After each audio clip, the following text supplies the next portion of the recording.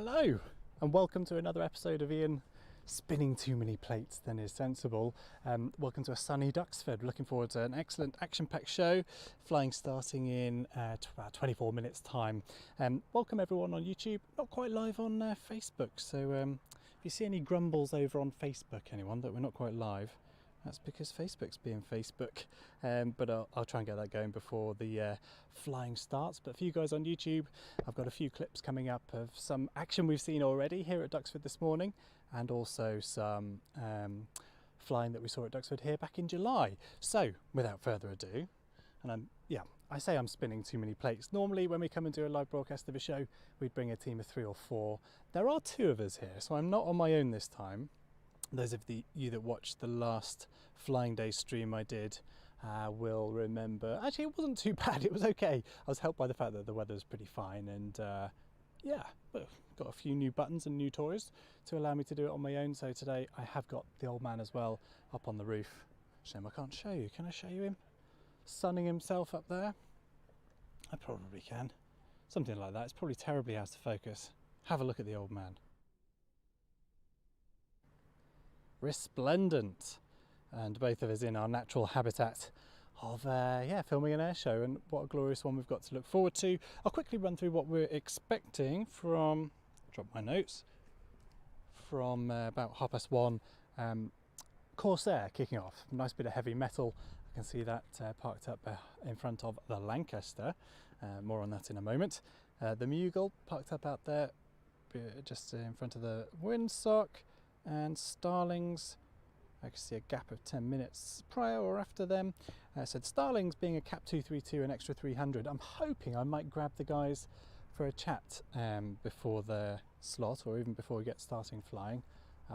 Just relies on someone turning up, really. As I say, could do with another producer or something with me to chase people around, but not lucky enough to have that. These free to view live broadcasts in the week are really aimed at getting us back set up, kitted out and doing live streams and providing a bit of entertainment to you guys through the summer, whilst maybe you're not getting out to shows, or I don't know, bit of fun, isn't it? Spitfire following the Starlings. That would be, I've seen a Spitfire get airborne a moment ago. Is that it? It just says Jones on there. Should we say it's 434? Don't know. Probably a Mark 1. I think it's Mark 1. Don't hold me to that. And then Hurricane at 2:20. And then closing the show, my favourite display team, the Turb team, and they'll be doing their full limbo, smoke, flower bombing, and all of those shenanigans. They're closing the show today, and looking around in the audience, lots of young folk, and to my mind, the Turb team, young audience. It's really quite a fun thing, quite fun spectacle. I'm dying to get my 5-year-old out to a show and watch the Turb team sometime soon. So maybe he's at home watching this, or at Granny's as it happens to be. Okay, so I mentioned Lancaster. So the Lancaster is sort of looked after here at Duxford through the winter, I should say. What's that, airliner or something? And we've just had the aircraft running up its engines. So quick look at that, gorgeous sight of that down the end of the airfield. Couldn't quite hear it on the mics, or maybe you can if I shut up. Not going to. Tough. I'll have to wait till we broadcast a Lancaster display at some point. Really nice to see that aircraft active again, and I'm led to believe expecting to leave Duxford quite soon. So back on the circuit with a bit of luck. It'd be wonderful to have the aeroplane back flying. Now, I got told off by Adrian for walking around inside the trailer. This is his shot from the telephoto camera, or was his shot from the telephoto camera. I got told off for walking around. There were some nice flames coming out of the engine, so maybe I'll dig that material out. But when I walk around inside the trailer, it wobbles the camera. So it's not the first time he's told me off for walking around inside a van or a trailer, wobbling a telephoto camera on the roof. Such is our life. Right, so that was a nice little surprise for us today, and another one of those was a surprise visit black screen. That's slightly terrifying. Not sure what we're about to get. I'll tell you what, then Corsair's just started up. That's for our first act. I'm just going to pop you on the Corsair for a little while I make sure Our other little surprise visitor, or the video of our other little surprise visitor, is available. Here's the Corsair.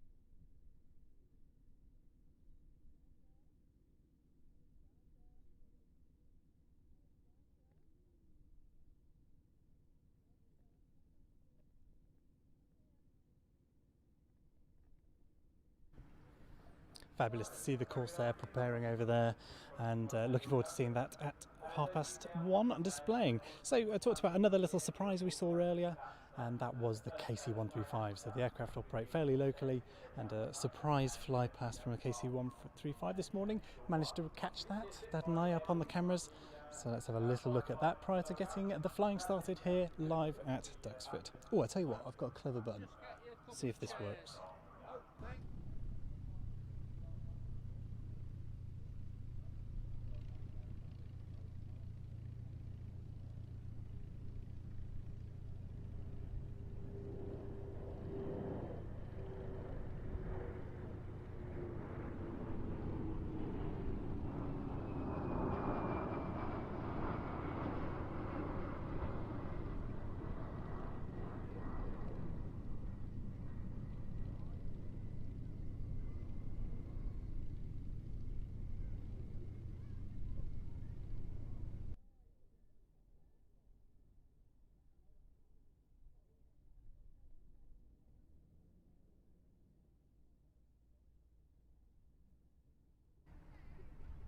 So just another 15 minutes to go before we see the Corsair. Nice to see the KC-135, and having given us one impromptu fly past, promptly gave us another. Let's have a look at that with the boom down.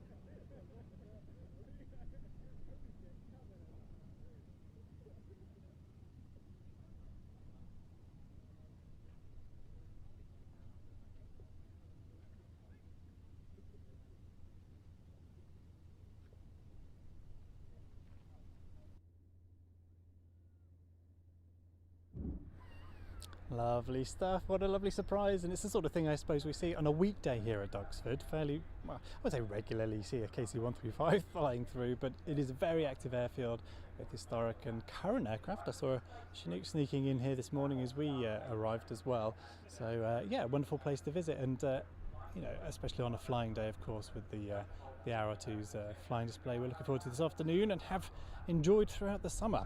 So we're gearing up for flying, starting in a little over 10 minutes time, Corsair taxiing out. I have a clip of the July Air Show, which we broadcast on our on-demand service. That's at watch.planestv.com. That clips of MH434's display and with a dark dramatic sky. I'm going to save that to the end. I think we'll close our show here following if you can follow the wonder that is the Turb team. I'm going to try with a solo from MH434 back at the July Air Show. That's from our on-demand service at watch.planestv.com. We'll play that for you later, but given that we're a little bit limited on numbers and I'd like to make sure cameras are rolling and also get to the bottom of why we're still not live on Facebook. It's Facebook's end rather than mine, so done all the hard work that I can do, but going to give it a few more switch it off, switch it on agains and see if we can get live on Facebook. But if there's anyone out there who's watching on YouTube and has a friend trying to watch it on Facebook, let them know where the action's at. Okay, that's enough of our on-demand service. We're going to go live here very shortly with the flying display. Corsair's just at the end of the runway. I'm going to pop you on the old man, see how he can do following this around the sky. I'll talk to you again, maybe during the flying, and certainly at the end for that spectacular sight of MH434 at the July Air Show here at Duxford. Welcome everybody, thanks for joining in, hope you enjoy the show.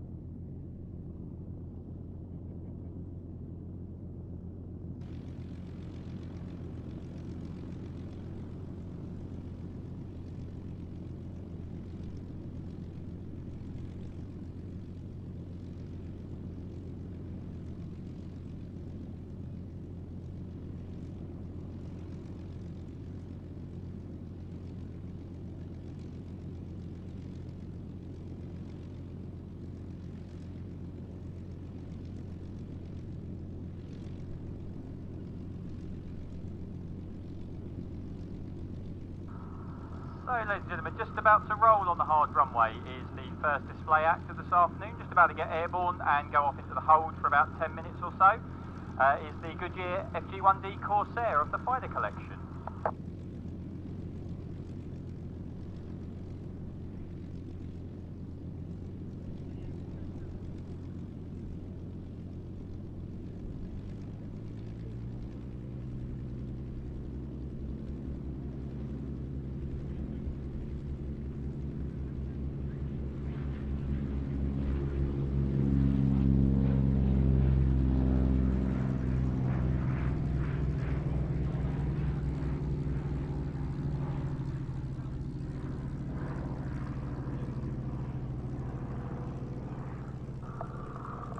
So as the Corsair gets airborne, following it down towards the runway is the replica Mughal, and we'll give you a bit of information on that in a moment. But just to quickly update you, the flying display, as far as we're aware, has not changed, so we will be opening the show in around about 9 or 10 minutes time with the Corsair, followed by the Mughal, which is taxiing out right now.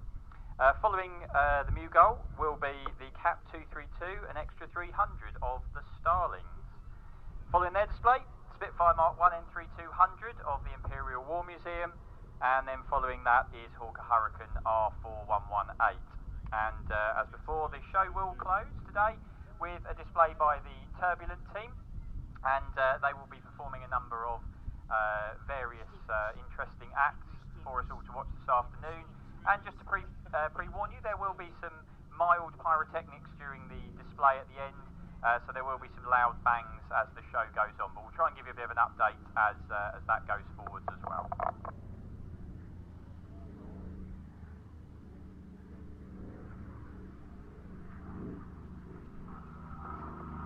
For those of you who are interested, or indeed if you've got any family members or otherwise at home who couldn't make it to the show today, the people at Planes TV are live streaming, so please go onto their website, onto their YouTube channel, and you can either watch this back at a later date or possibly make those who aren't here today a little bit envious that you are.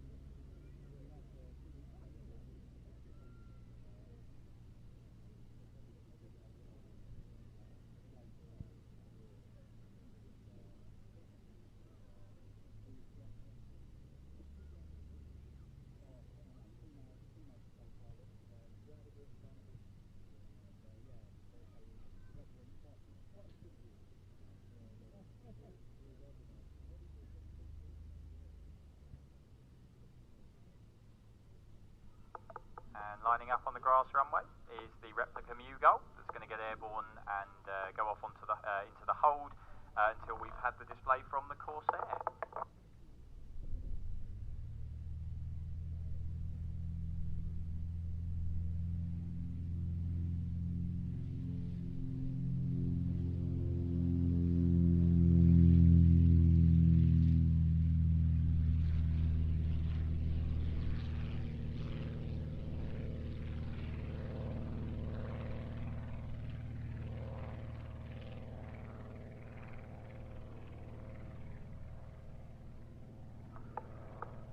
Today's theme is young aviators, and hopefully the displays this afternoon will inspire some of our younger visitors to continue to come and watch displays either here at Duxford or elsewhere in the country, possibly even to get into flying themselves.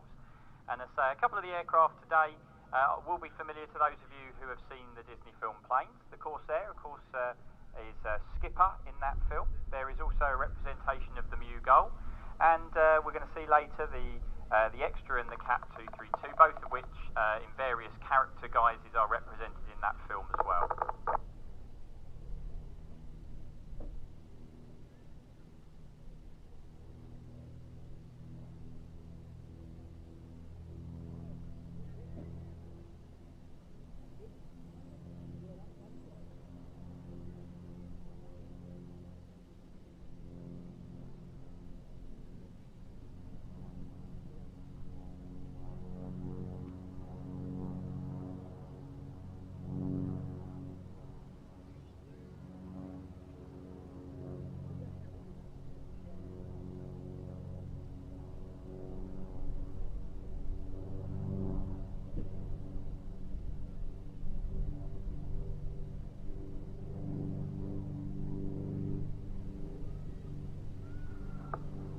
So, while we await the arrival of the Corsair, it's worth pointing out that it's been provided to us today by the Fighter Collection. The rest of their fleet can be found inside Hangar 2 here at Duxford, and they've been on site with us here for a good many years now, formed in 1985, and a couple of their aircraft have been at Duxford for almost as long as the Fighter Collection have existed. The Corsair that we're about to see is actually normally known as the Vought Corsair, designed by the Vought Aircraft Company. But this particular one was actually built by the Goodyear Aircraft Company. And when it first flew in 1940, it boasted the most powerful engine, along with the largest diameter propeller of any fighter aircraft in history.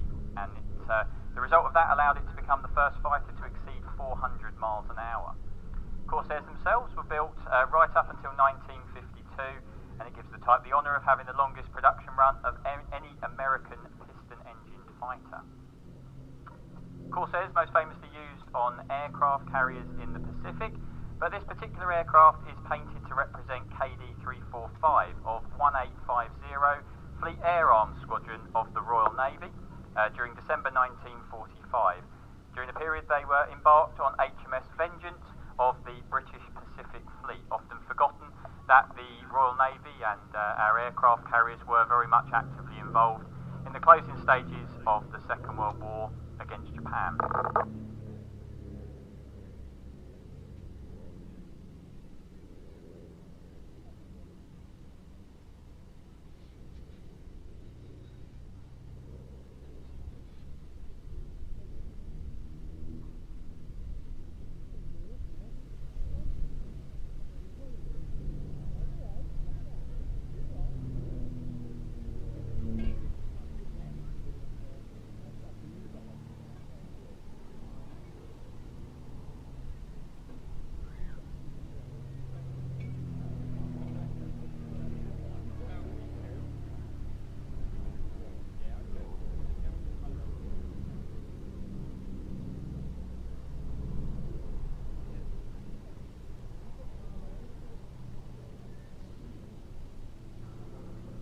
So with a few minutes to run before the Corsair arrives, worth pointing out as well that that particular aircraft is going to be one of the stars of Duxford in a Different Light Fighter Night, which is on the 4th of September. Is going to be an evening photo shoot incorporating a number of Duxford-based fighters, supported by some suitably uniformed living history reenactors.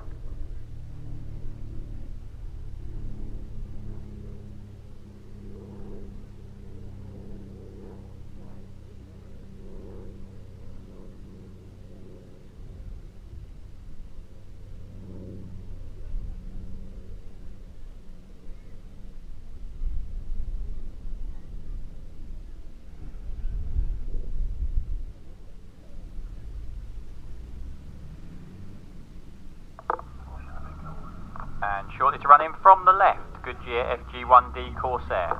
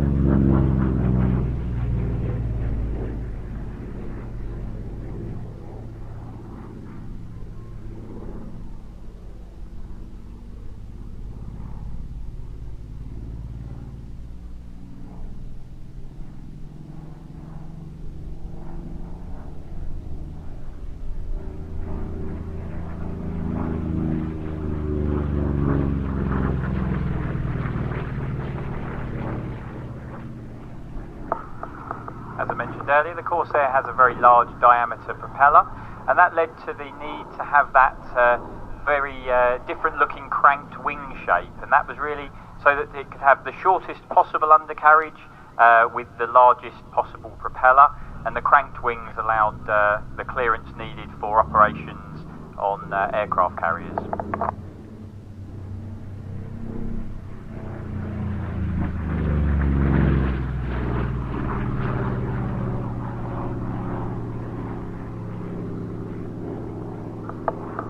And with this aircraft marked in Royal Navy Fleet Air Arm markings, it's worth noting as well that it was the Fleet Air Arm that were the first to operate the Corsair from the decks of aircraft carriers. The Americans didn't quite believe that the Corsair could be safely operated, but when the British started operating them from their smaller aircraft carriers, the Americans realised that it could be done, and it became a very successful carrier-based aircraft in the Pacific theatre amongst others.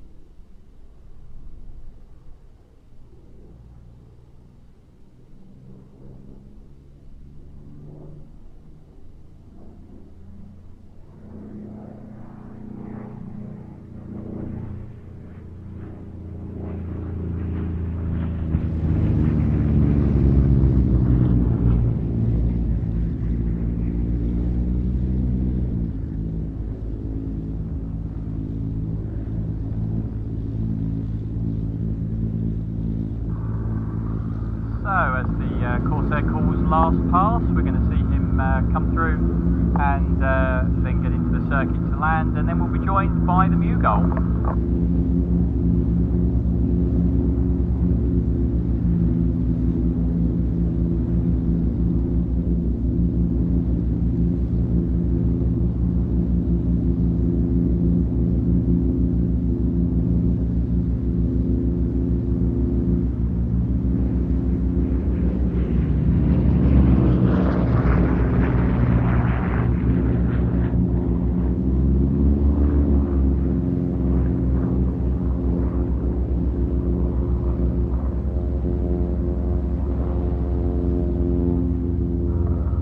Corsair now in the circuit to land, beautifully flown this afternoon for us by Stu Goldspink. We're going to see him a little bit later when he takes the helm of the Hurricane for a display a little bit later on in the day.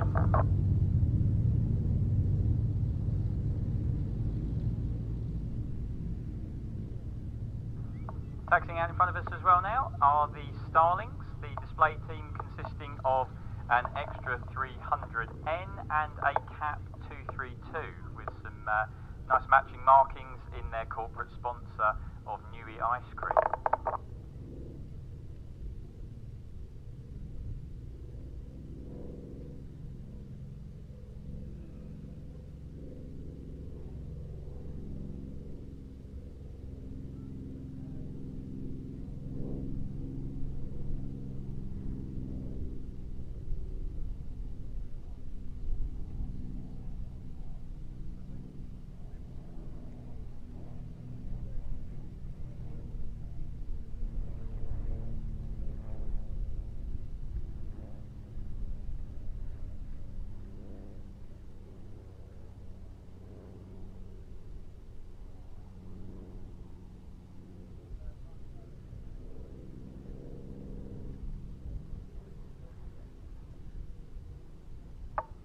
And the Corsair finals for the grass.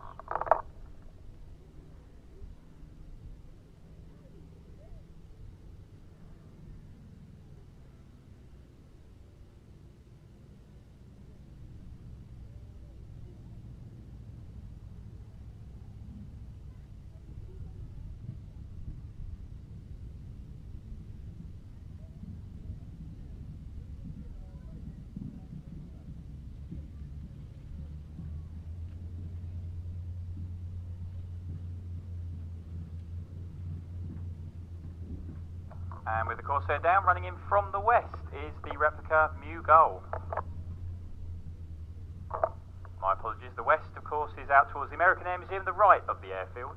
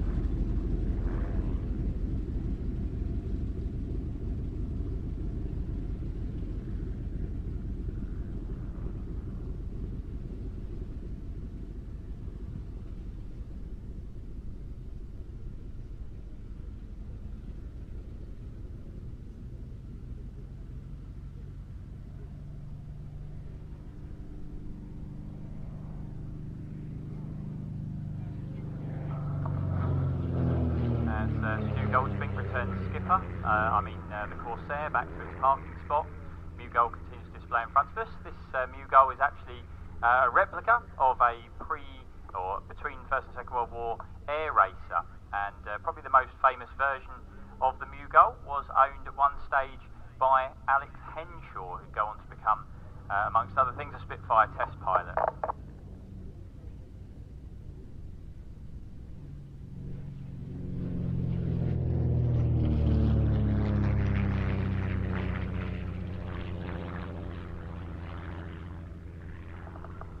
Alex Henshaw, say, go on to fly almost more Spitfires than anybody else, and when he had his own Mugol, he set a solo record by flying from Great Britain to the Cape of South Africa.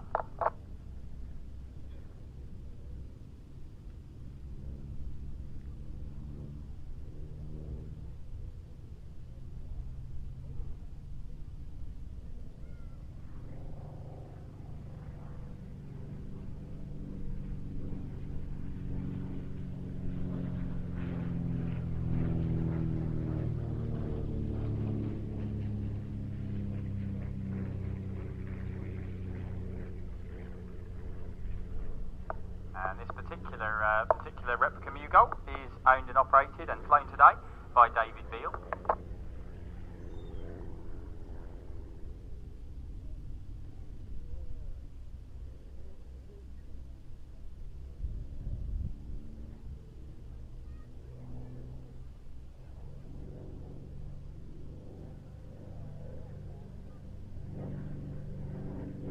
And the Mugol now making its final pass.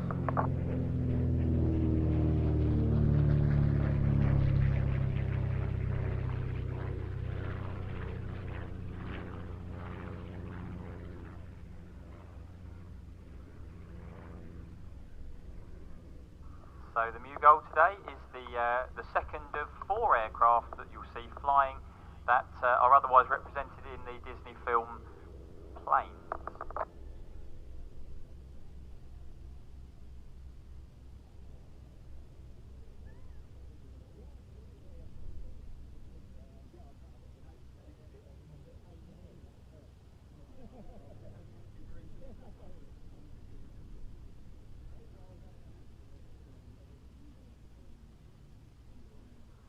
So the Mugol now downwind to land, and we're about to see the departure of the Starlings.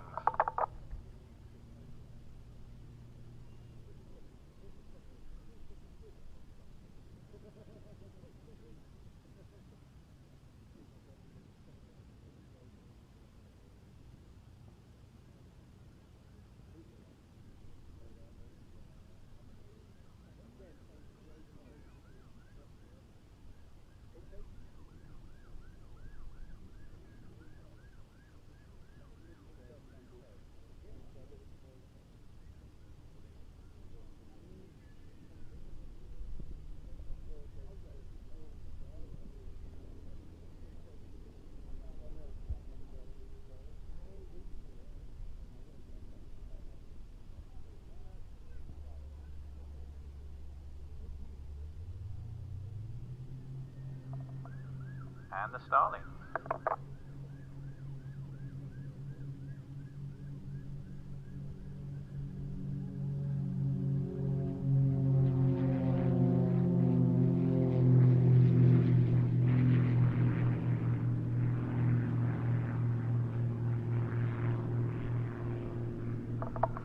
So the Starlings get airborne. They're flown today by Tom Cazell, the leader. I'm told he's age 66, 3 times unlimited aerobatic national champion.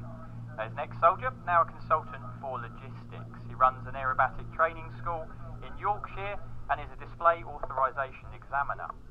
In the number 2 position, Michael Pitkin, age 30, is the youngest British aerobatic champion ever when he was age 24. He's an unlimited aerobatic pilot and is currently flying Spitfires, as well as his day job as an airline pilot flying Boeing 757 and 767. Tom, in the lead, is flying an extra NG, Michael in a CAP 232.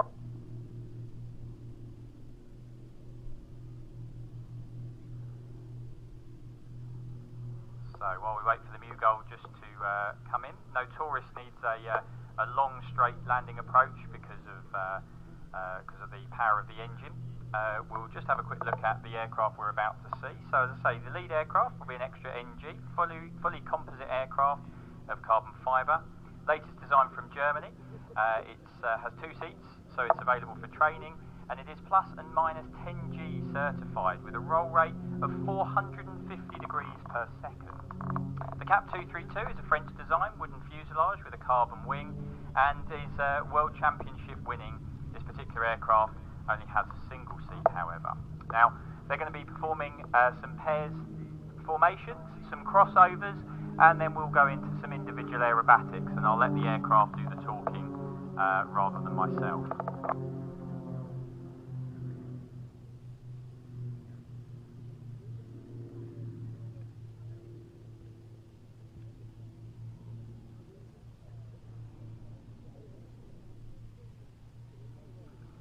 And with the smoke coming on in front of us, that's the beginning of the Starlings display.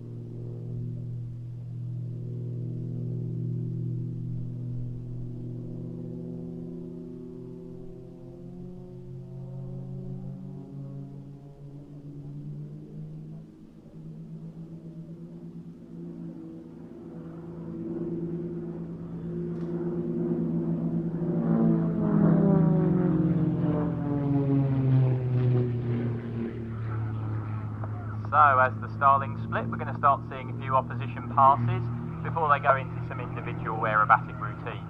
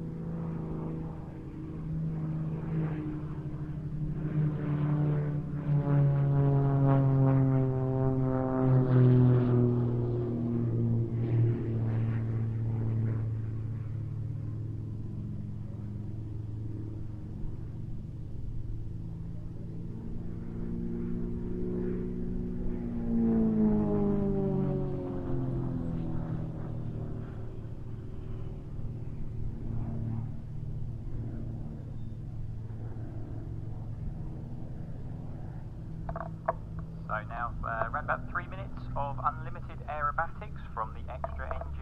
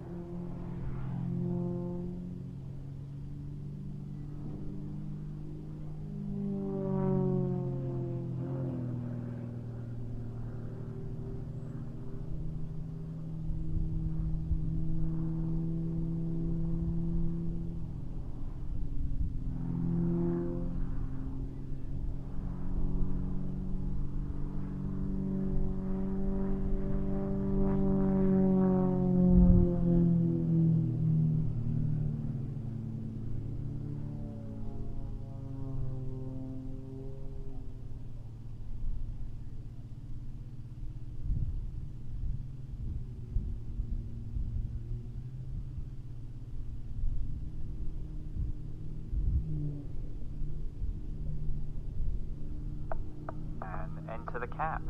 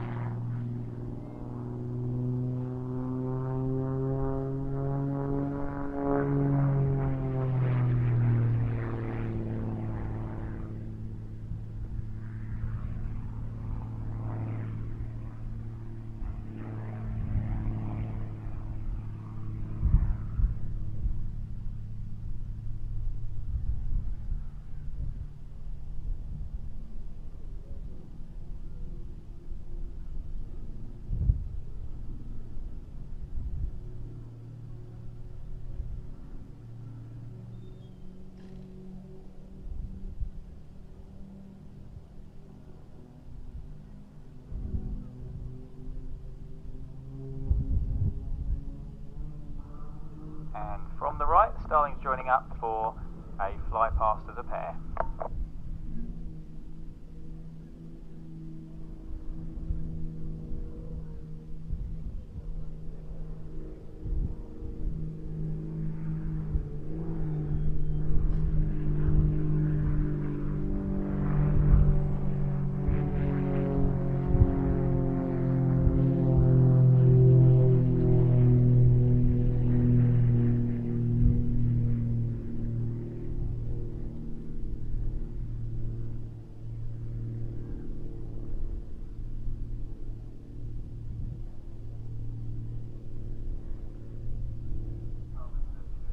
And that completes the Starling's display. As out to the eastern end, the Mark 1 Spitfire N3200 is taxiing out, ready for departure for its display. And starting up as well is the Hawker Hurricane.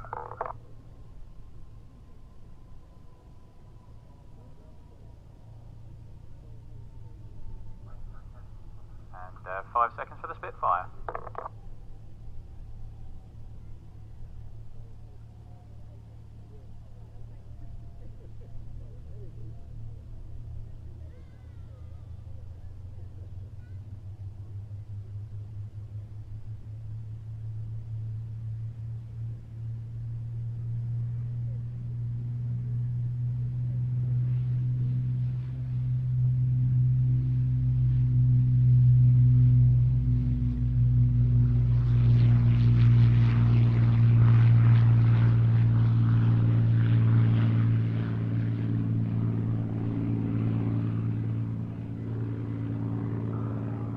From a pair of aerobatic pilots in aerobatic aircraft, we've now got a beautiful, graceful early Spitfire Mark 1 N3200 of the Imperial War Museum being flown by Steve Jones, also in his own right a very well-renowned air display aerobatic pilot.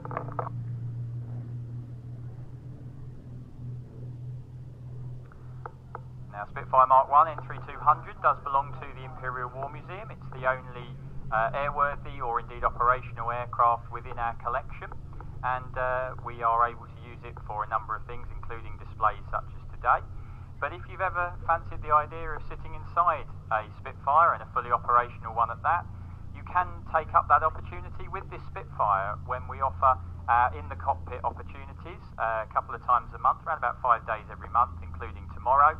And if you are interested in finding out what it must have been like to sit inside one of these beautiful thoroughbred fighters, take a look on our website, and maybe you can also take a seat inside in the future.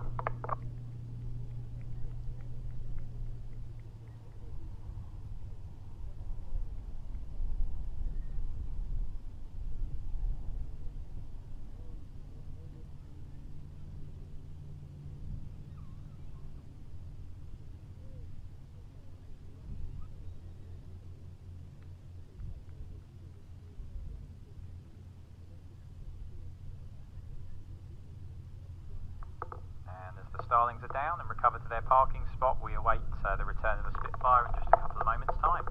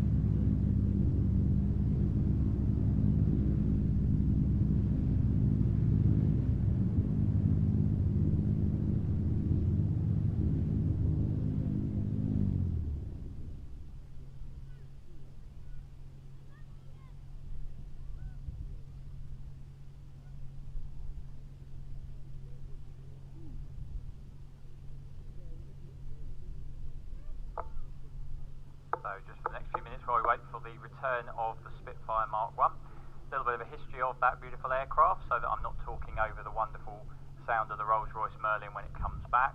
That particular aircraft was the 414th Spitfire ever built in production, and following its construction it was delivered here to number 19 Squadron at RAF Duxford in April 1940. It only ever flew one combat mission, and unfortunately it never came back from that flight. It took off from Duxford on the evening of the 25th of May, and it went forwards to Hornchurch in Essex. The following morning, 19 Squadron, led by Squadron Leader Geoffrey Stevenson, flew off out towards Dunkirk, arriving over the beaches just before 8 o'clock that morning. The 19 Squadron went into action against some Stuka aircraft that were attacking shipping in the Channel, and Stevenson, in our Spitfire N3200, was successful in shooting down a Stuka. Unfortunately, his Spitfire was then hit by the Messerschmitt 109 escort fighters, and he was forced to bring his aircraft down on the beach at Sangatte. And that is where it sat for 45 years or so until it was recovered in 1986, passed through a number of owners before eventually it was restored to flight, flying again on the 26th of March 2014, and gifted to the Imperial War Museum on the 9th of July 2015. And if you're ever close enough to see the cockpit door open, you'll also see Prince William's signature inside as he accepted the aircraft on our behalf on the 9th of July 2015. And we continue to fly it, and to my knowledge it is the only example of a Spitfire that continues to be based at an airfield where it actually flew from during the Second World War. So it's got quite a special story, and it fits into our collection fantastically. And we'll see it put through its grateful paces very shortly by Steve Jones, and we also look out towards the Hawker Hurricane Mark 1 and we'll give a bit of history on that aircraft in a moment, but that's being flown by Stu Goldspink in his second Warbird of the afternoon.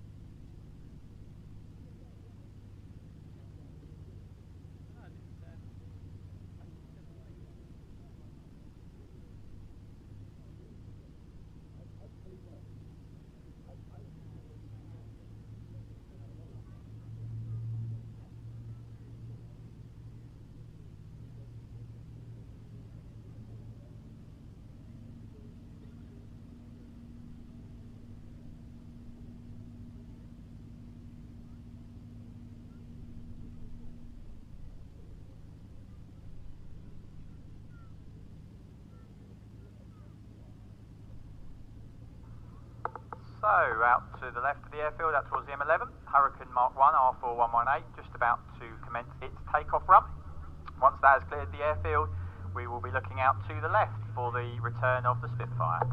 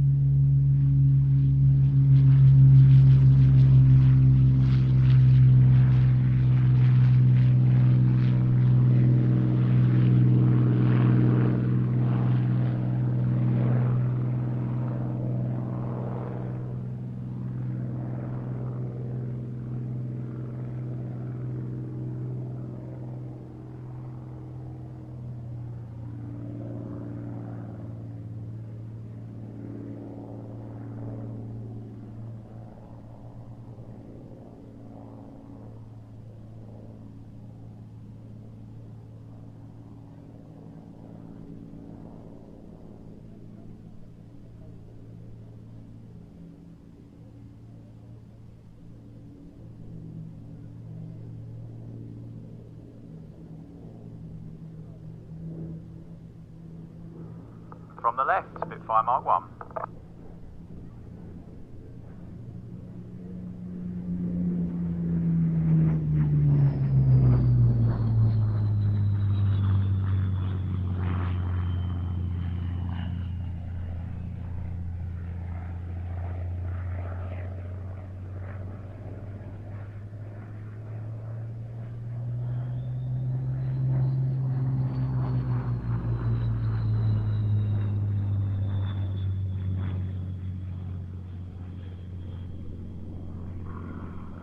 And the beautiful whistle you hear there, nothing to do with the Spitfire's engine.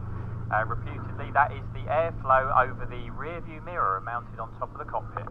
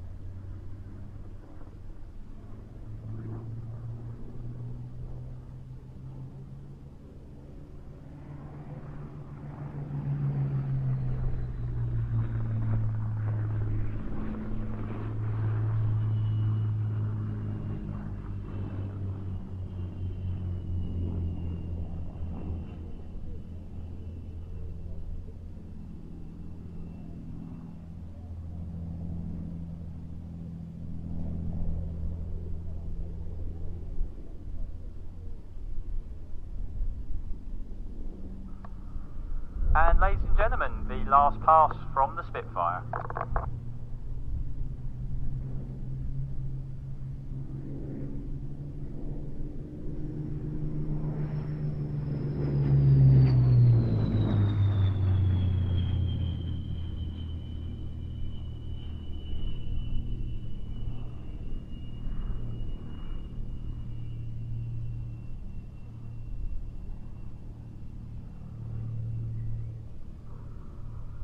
And as the Spitfire departs, and never wanting to talk over such a beautiful engine sound, I think we'd all agree that was an absolutely beautiful display there by Steve Jones in the Imperial War Museum Spitfire Mark 1 N3200. And with the Spitfire coming around downwind to land, we will then be joined by the Spitfire's brother-in-arms during the Battle of Britain, Hawker Hurricane, in this case Mark 1 R4118. And unlike our Spitfire, which has Battle of France heritage, the Hurricane we're about to see coming in from the left is of Battle of Britain heritage.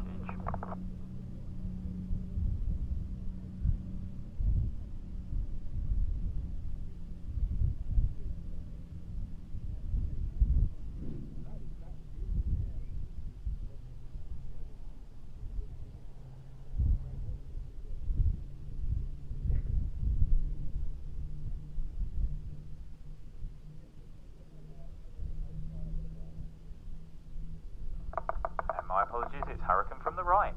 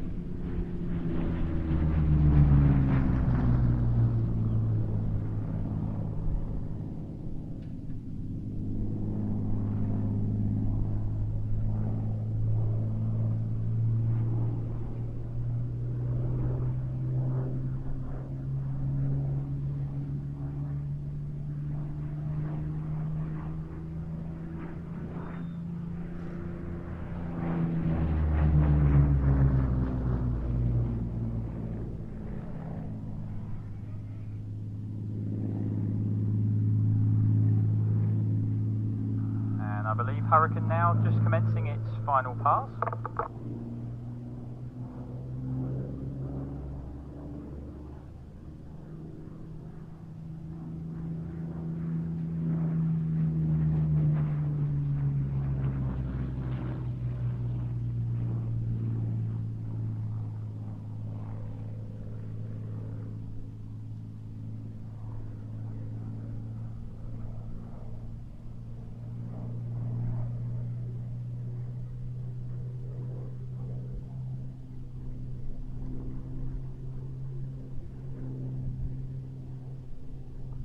And so that beautiful Hurricane Mark 1, R4118, it turns downwind to come into land. Out in front of us, the turbulent team are getting ready to begin their takeoffs in a few moments. But R4118 was, as I mentioned earlier, a Battle of Britain veteran, and it was issued to number 605, County of Warwick Squadron, at Drem on the 17th of August 1940. During the Battle of Britain, it flew 49 sorties from Croydon Airfield, and in doing so shot down a total of 5 enemy aircraft. So it's a pretty historic aircraft in its own right. Following repair after battle damage, it was taken on charge by 111 Squadron, and it was flown on patrols over the North Sea and occasionally again in combat. Over the following years, it was used as a training aircraft and rebuilt a further 3 times following major accidents. In December 1943, it was crated up in Wales at Cardiff, and it was shipped to India as a training aircraft. Never needed, remained in its packing case in Bombay. It was then struck off charge until left in the university, until eventually it was found by its previous owner, Peter Vasher.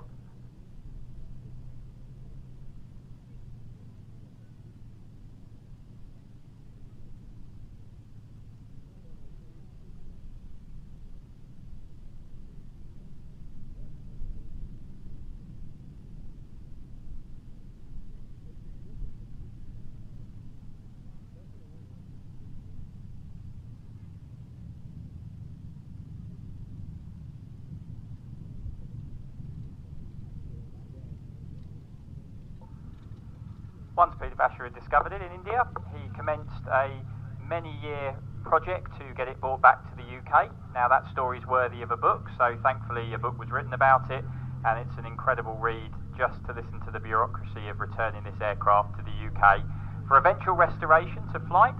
The aircraft now owned by James Brown and is based here at Duxford.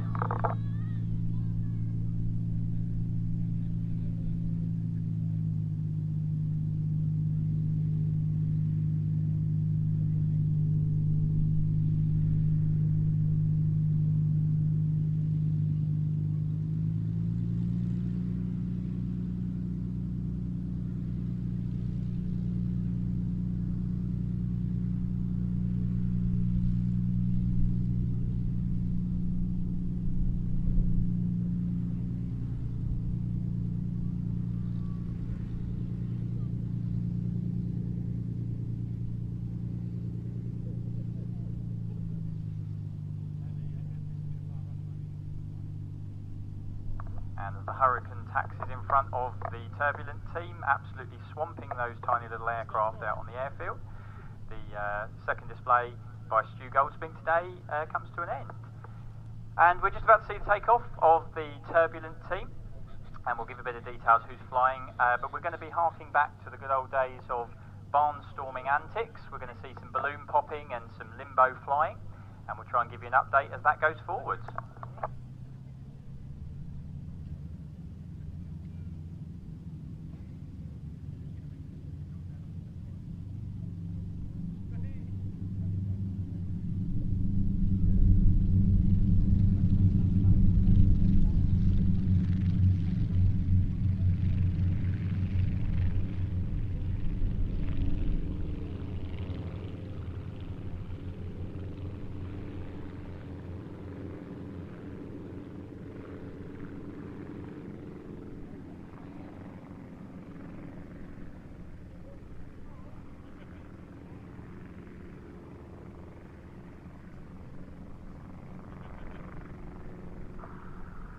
So, as the turbulence get airborne, for anyone who wants a good close-up of the action that we're about to see with the barnstorming, Out in front of the tower, we've got the willing ground crew setting up the various activities we're about to watch. So, best place to view that is going to be roughly where I am, thankfully, which is down towards the control tower.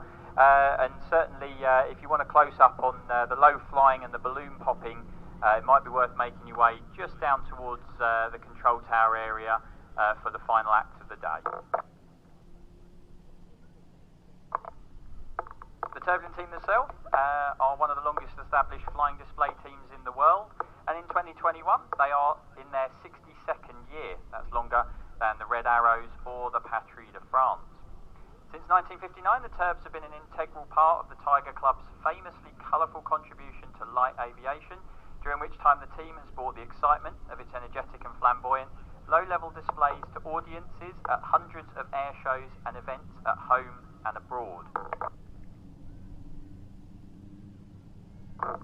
We're going to see some low-level formation flying, some flower bombing, some balloon bursting, and some limbo flying, as we say, reliving the barnstorming flying circus acts that toured Great Britain and Europe in the 1920s and the 1930s.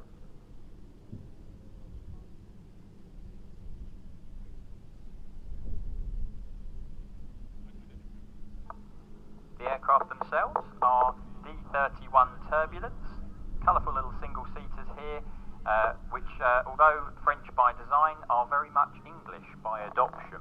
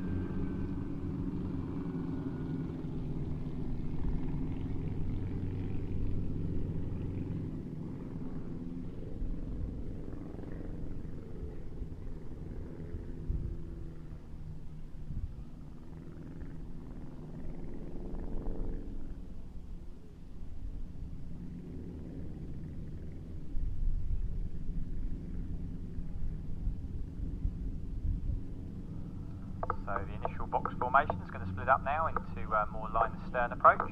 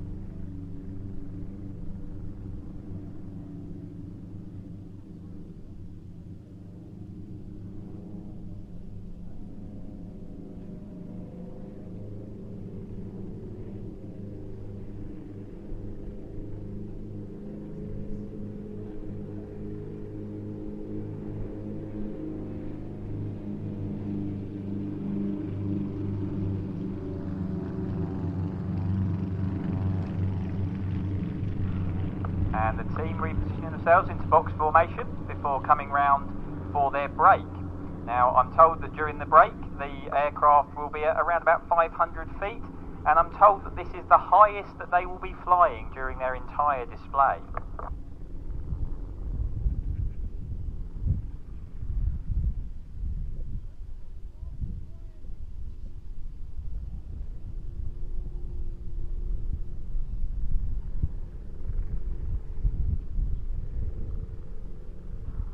Now, the turbulent team have said that if anyone gets any decent photos, videos or otherwise today, they'd love to see them on their social media at TurbTeam on Facebook or Twitter. And if you want more information on the team themselves, they're on the web at turbteam.com.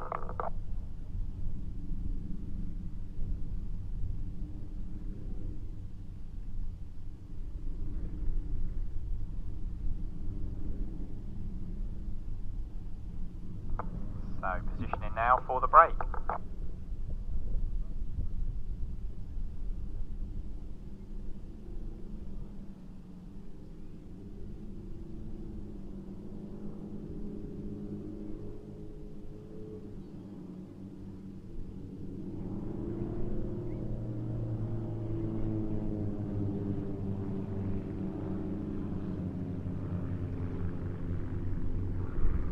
For those of you who can see down in front of the control tower, the willing ground crew have popped up a couple of stripy poles with some bunting between them, and we're about to see the commencement of the barnstorming, with the turbulent team flying between the poles and underneath the bunting.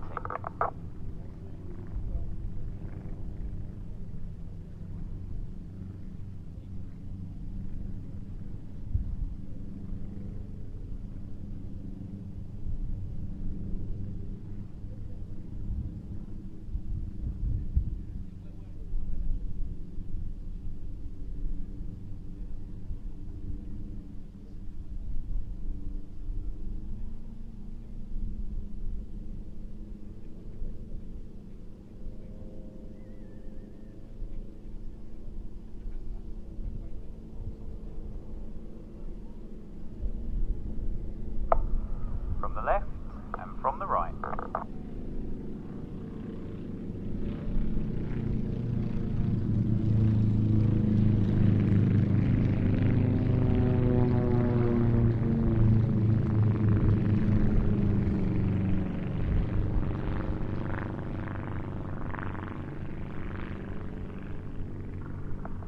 Fantastic airmanship there as two of the aircraft disappear underneath the poles, the other crossing over just outside of them.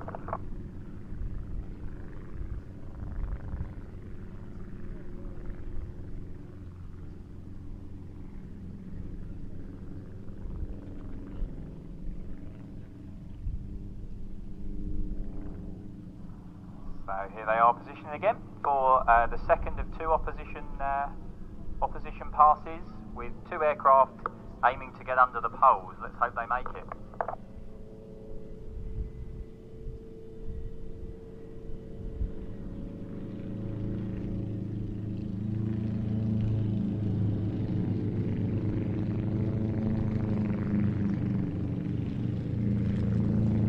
Fantastic. A couple of them just erring on the side of caution there.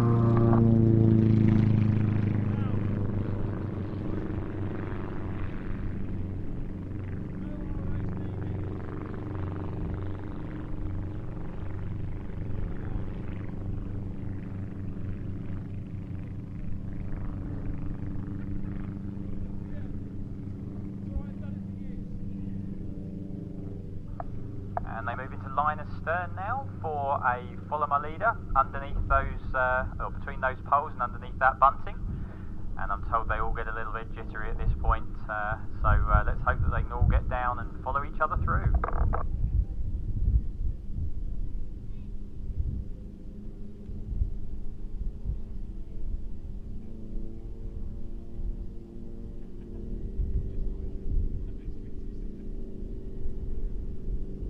Oh, a little bit high maybe. Here we go. That's one through. Much better, there we are, lovely two through. Oh!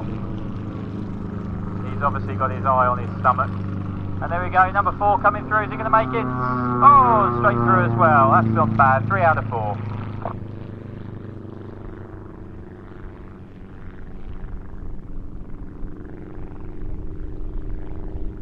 So as the poles come down in front of us, we're now going to see them go into teardrop position as they line up for some line astern flower bombing. We're going to have a couple of runs here where they're going to try and get some flower bombs on the target. So keep an eye out for some puffs of dust out on the airfield. I'm going to warn you as well that this may coincide with a couple of loud bangs from some pyrotechnics as well. So if you hear any bangs and pops, don't worry, we're expecting that as the turbulent team come in for their flower bombing.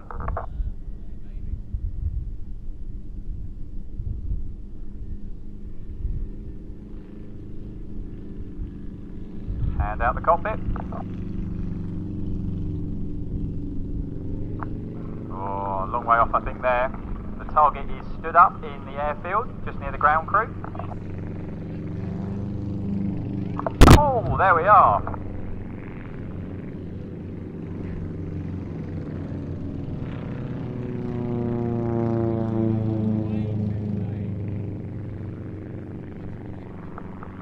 One almost on the target and a couple just beyond. So they line up to come around and do that all again.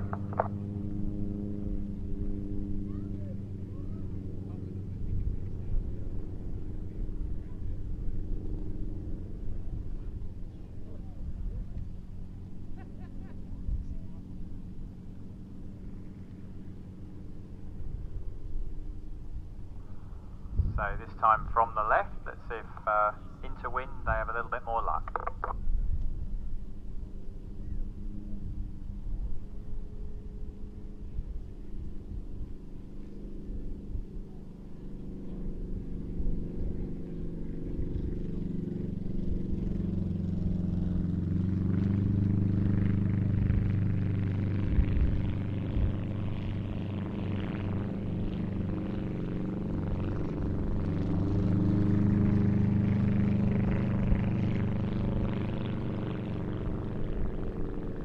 More to go.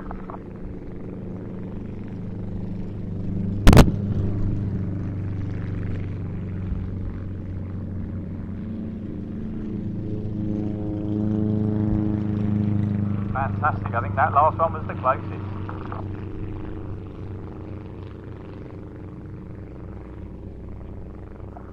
Now, as they follow each other round, out a little bit further out to the right of the airfield, we've got another one of those intrepid members of the ground crew, just about to start launching some bright yellow balloons into the sky. The team are going to attempt to pop them as they come round, and I'm requested by the team for you to pick a favourite. We've got 4 different coloured aircraft. We've got a blue, we've got a red, we've got a yellow, and well, we've got a yellow with a red stripe. So pick your favourite and let's see how they do as they come round for balloon busting.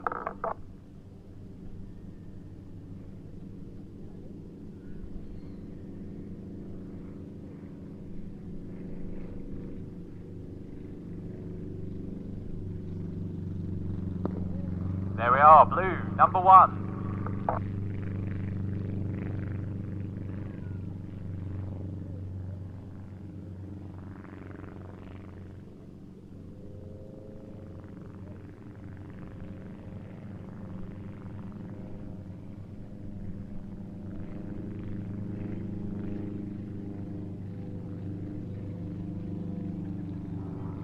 That's a miss.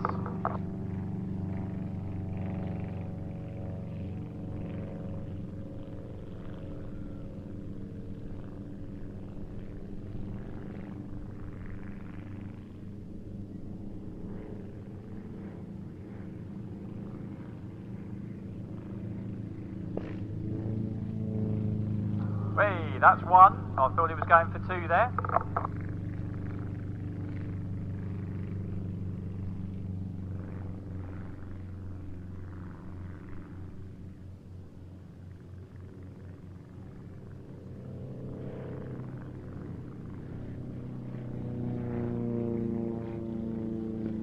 And that's a pop as well, so it's 1-1 bar the red one.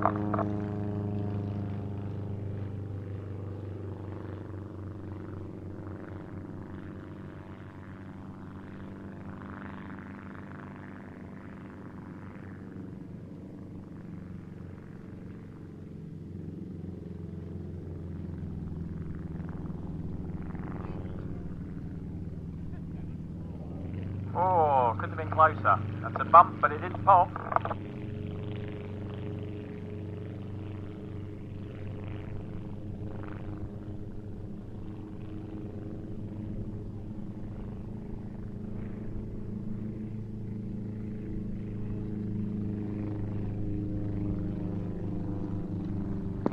Fantastic, there we are. The red pops his first.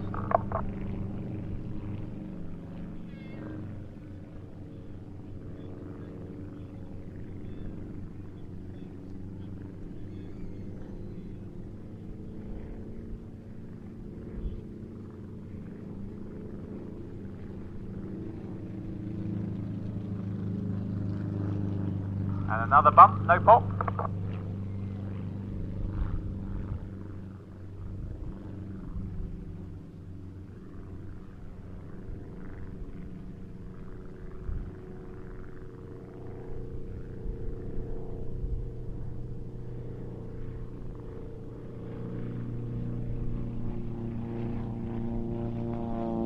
And fantastic, there we are. So the only one with 2 pops so far is the yellow and red aircraft.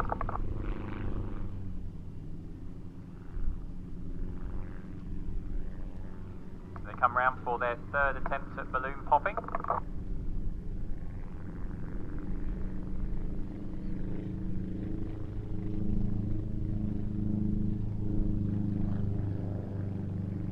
Another bump.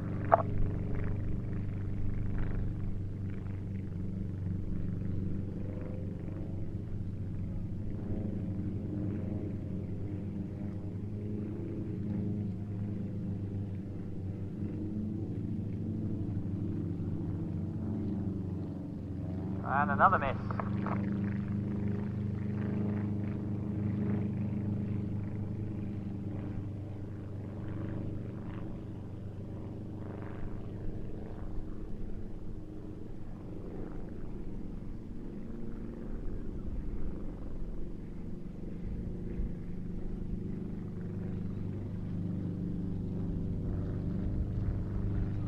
Oh, another bump. So that's unfortunate for the first 3. Let's see if Turb 4 can make it 3 in 3.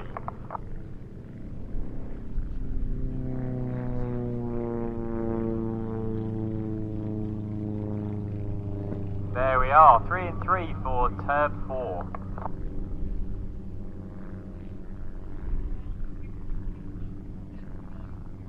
So that concludes the barnstorming part of the turbulent display. Coming in now for a stream landing, I believe. Once they're down, they'll do their very best to taxi the length of the crowd line as far as they can, and do give them a wave and thank them for their efforts this afternoon.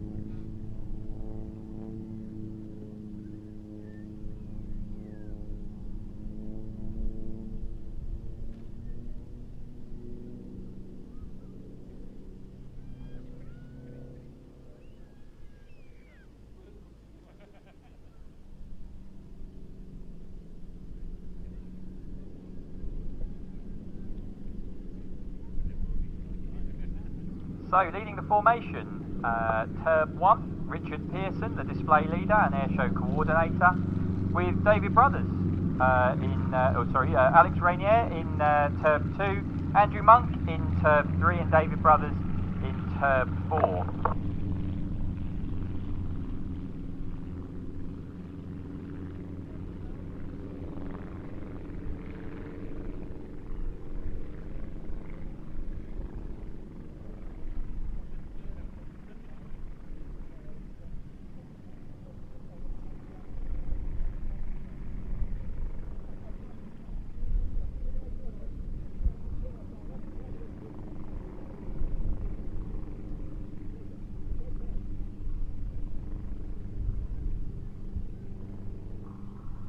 So, the turbulent team now coming round for a stream landing. That'll conclude today's flying display. But we will be seeing the departure of a number of the aircraft that have been in the skies today as the afternoon goes on. We're expecting also the return of a 2-seat Spitfire from Goodwood at some point as well. So there'll still be plenty to see out on the airfield, even though the formal display itself has ended. But hopefully you've had a most enjoyable afternoon. The weather has been incredibly kind to us, I think you'll agree. And thank you ever so much for joining us.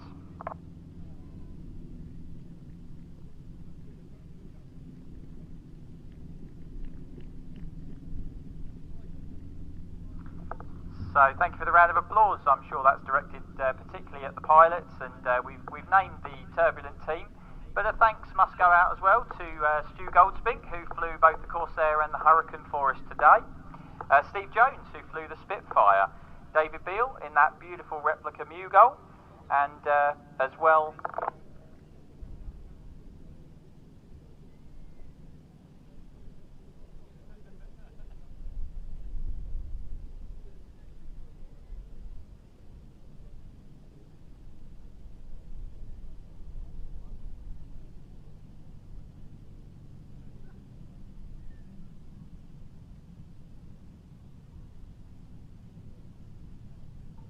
Sorry, I do apologise, just lost my notes in the window there. And also for the Starlings pilots, Tom Castles and Michael Pickin. Thank you ever so much to the pilots. Thank you also to the ground crew for getting these aircraft ready for us today. And thank you to everyone who's joined us for what's turned out to be a beautiful summer's afternoon.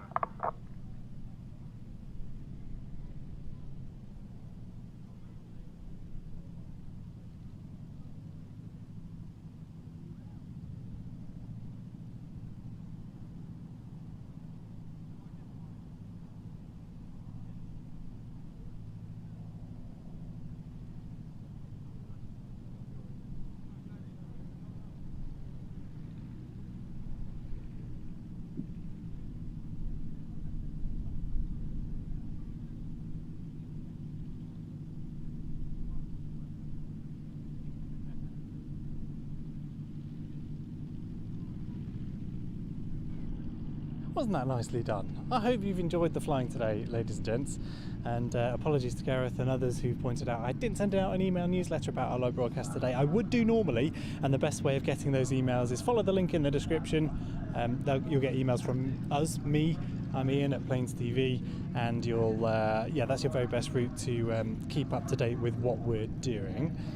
Lovely to see the Turbs taxiing in there. I will cut to them in a moment, but a quick thank you for tuning in.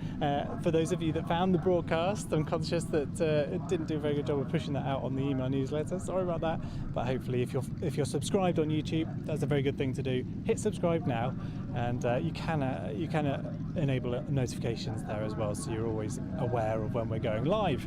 And I would normally be live on Facebook, but Facebook isn't playing ball today, so we're just here on YouTube, which is a better place to be anyway, isn't it? It's a lovely place to spend an afternoon watching aeroplanes. Let's have another look at the Turbs taxiing in. Famous nose droop of Concorde. The Duxford Aviation Society will be lowering and raising the nose around about 4 o'clock in airspace. But thank you ever so much for joining us, and enjoy the rest of your afternoon and a very safe journey home.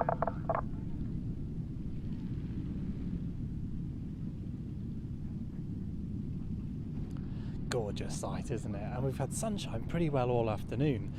Patchy cloud. It's really a perfect scenario for us shooting video of an air show. Wasn't like that at the July air show. I mentioned this at the top of the programme that I'd finished today's show with a look back to that July air show. And that was a show that we streamed on our on-demand service. So that's at watch.planestv.com. We like to do these live shows. I love to do these live shows. No one's paying me to be here. It's for the love of it. It's to hopefully provide a bit of entertainment and make you think about potentially signing up on the on-demand service, which gives you access to our back catalogue programme stretching about 30 years. This clip I'm about to show you is from the July air show, which we broadcast through that system. So some streams will go through that. Thank you to all those subscribers on there. I hope you're enjoying all the content on there. I've got a queue of tapes lined up for the winter that we're going to bring out of our archives, so some wonderful nostalgic 1990s air show action, and obviously some of the more current stuff we've got. We've got the September air show to look forward to. That'll be available on the on-demand service at watch.planestv.com. Best team in the UK, aren't they? The Turb team. I don't envy the guys out with the limbo poles. I'm not sure I'd be tempted to do it myself. but some strong arms out there providing the limbo. Okay, let's take a look, shall we? Get rid of you. Let's take a look at how we didn't quite close the show like this. It was MH434 with some pretty dark skies, which were quite threatening actually. I spent the whole afternoon pretty sure we were going to get drenched by torrential downpours and lightning. So a really atmospheric scene last July, is it July still? It's August, isn't it? About a month ago, about 3 weeks ago. Let's get on with it, shall we? Watching MH434 not quite close the show at the July Air Show 3 weeks ago. This weekend, our heartfelt thanks to you. It's been great to welcome you back to IWM Duxford in such numbers, and to watch such high quality flying displays as those put on by those two Spitfires in formation. Here comes the NHS Spitfire into land as MH434 dives in over the top to start its solo routine.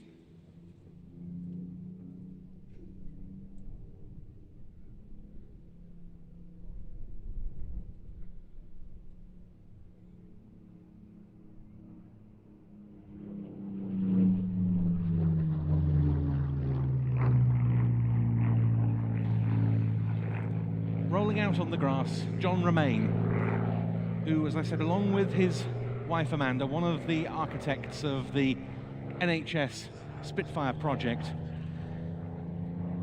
And it was with great delight that we saw them both included in the New Year's Honours list for their efforts.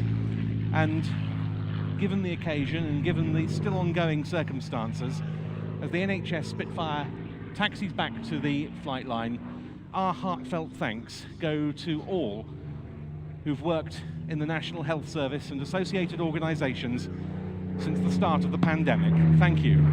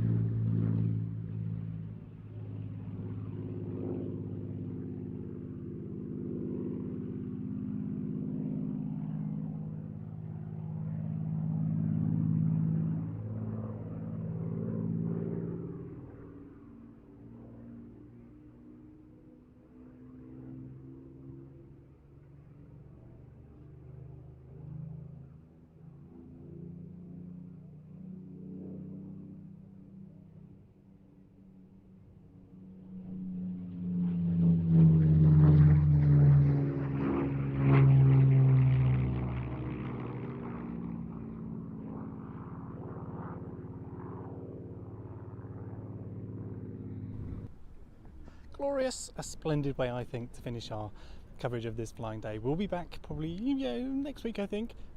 Email newsletter, and I'll keep you posted, I promise I will.